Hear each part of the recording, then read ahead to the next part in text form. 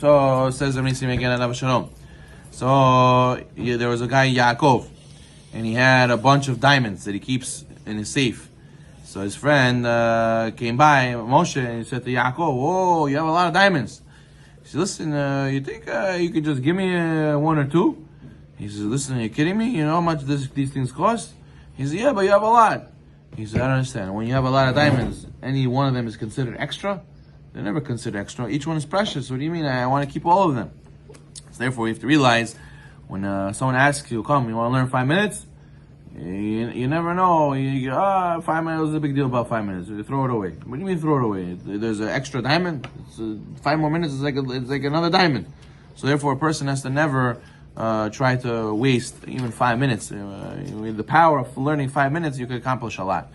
But you should know that in the Chafetz Chaim's times, people used to not give money. For, let's say, somebody or tzedakah, they didn't have always money, right? So what they do when they want to give somebody refuah shlema, so they said, we're going to go on for his zechut, do what? We're going to donate time. One guy said, I'll donate half hour of learning for his refuah. He says, I'll donate an hour. Another guy, 2 hours. Like this, they were giving diamonds for the refuah shlema of this person. They're donating from their makdish. They're consecrating from their hours of learning, specifically for this guy's refuah shlema. So therefore, how enormous and how great is that merit? The person should realize. You go and take a taxi, right? You go and you give him, he tells you it's $15 the fare. You give him a $20 bill and he gives you back $2. He shortchanged you. He's to give you $3 more. He's supposed to give you $5. And what would you say? You say, listen, what's the big deal? 2, 3, okay. No, that's not how you do business. Give me what I deserve. Same thing with Hakadosh Baruch Hu and learning. A person should say, what's the big difference? I left for 10 minutes early, 5 minutes, you come on time, you don't come on time, you learn, you don't learn. What do you mean each minute? Just like you wouldn't want to be shortchanged $1. Same thing you wouldn't want to shortchange HaKadosh Baruch Hu when you go and you dedicate time to your learning. Chaim Volozhin testifies that his teacher, the Gaon of Vilna, used to cry on Yom Kippur like a baby. And I said, Rabbi, what sins already do you do? Do you have to cry so much on Yom Kippur? He says, I look back to my year, and every minute I can account for. Few minutes during the year, I lost track of those few minutes. I don't know what happened those few minutes. I'm crying for those few minutes. How could it be I lost track of those few minutes? Meaning to say, he used to micromanage himself very, very much. But the point is that for him, in what he could learn in 1 minute was Shamayim V'aretz. What we learn in 1 minute, okay, you think, what's the big deal? For him, in 1 minute that he uses his insane koach to learn, it's tremendous. He used to be able to finish one masechet in one night. So 1 minute is maybe a couple daf already in 1 minute. You should go. There's an unbelievable video. You could see a video of Rav Steinman, Alav Shalom, how he learns Gemara. You look at he like a gazeta. How he learns Gemara. He goes. He's learning. Oh yeah, so that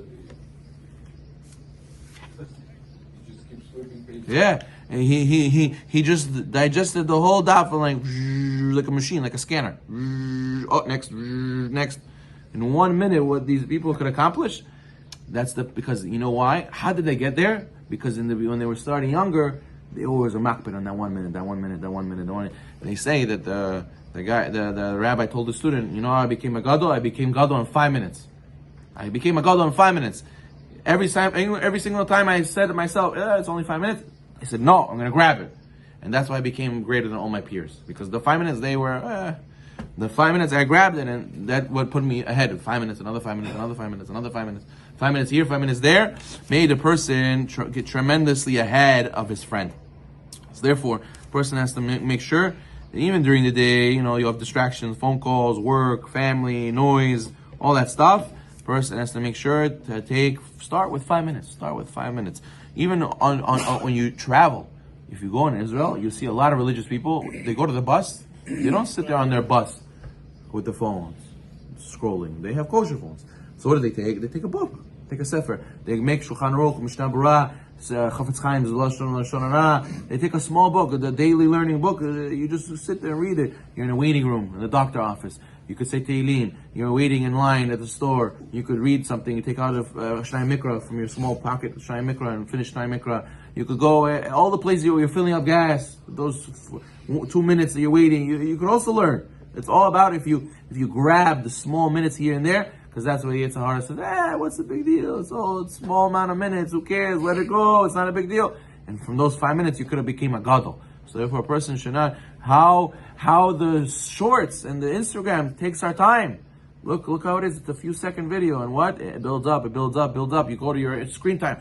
6 hours. I'm on my phone. How am I on the phone 6 hours?